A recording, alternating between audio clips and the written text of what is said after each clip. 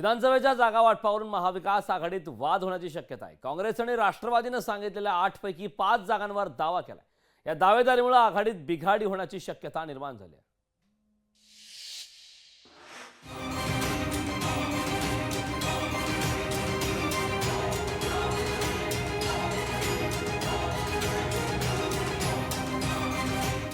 सांगलीत महाविकास आघाडीत बिघाडीची शक्यता। 8 पैकी 5 विधानसभावर काँग्रेस राष्ट्रवादीचा दावा। मिरज खानापूरवरून मवियात रणकंदन माजणार। लोकसभेप्रमाणे विधानसभेतही सांगलीतल्या जागांवरून महाविकास आघाडीत बिघाडी होण्याची शक्यता निर्माण झाली। बंडखोरी करून सांगलीचं रणमैदान मारलेल्या विशाल पाटील आणि विश्वजित कदमांनी आता सांगलीतल्या किमान 5 जागा लढायच्या असा निर्धार केलाय।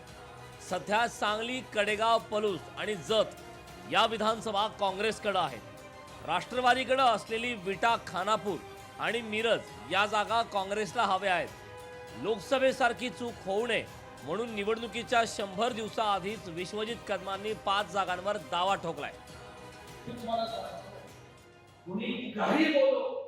या जिल्ह्यामध्ये 4 किंवा 5 जागांवर काँग्रेस पक्ष 100% लढणार आणि या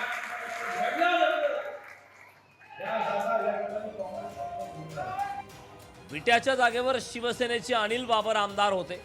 साहजिकच त्या जागेवर ठाकरेंची शिवसेना ही दावा सांगणार आहे। राष्ट्रवादीनेही 3 जागा आपल्याच आहेत सांगत उरलेल्या 2 जागांवरही आपला दावा सांगितलाय। तासगाव कवठेमंकाळला काही अडचण आहे असं मला वाटत नाही। त्यामुळे या 3 जागा 100% राष्ट्रवादीच्या आहेत। अजून एखाद दुसरी जागा आपल्याला मिळवायची आहे। सांगलीमुळे लोकसभेला मवियात बिघाडी होता राहील। विधानसभेला मात्र काँग्रेस, पवारांची राष्ट्रवादी आणि ठाकरेंच्या शिवसेनेत मोठा संघर्ष होण्याची शक्यता आहे।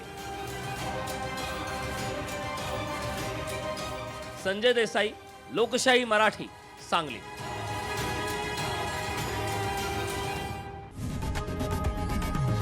लोकशाही मराठी ऐका, पहा, जागरूक रहा।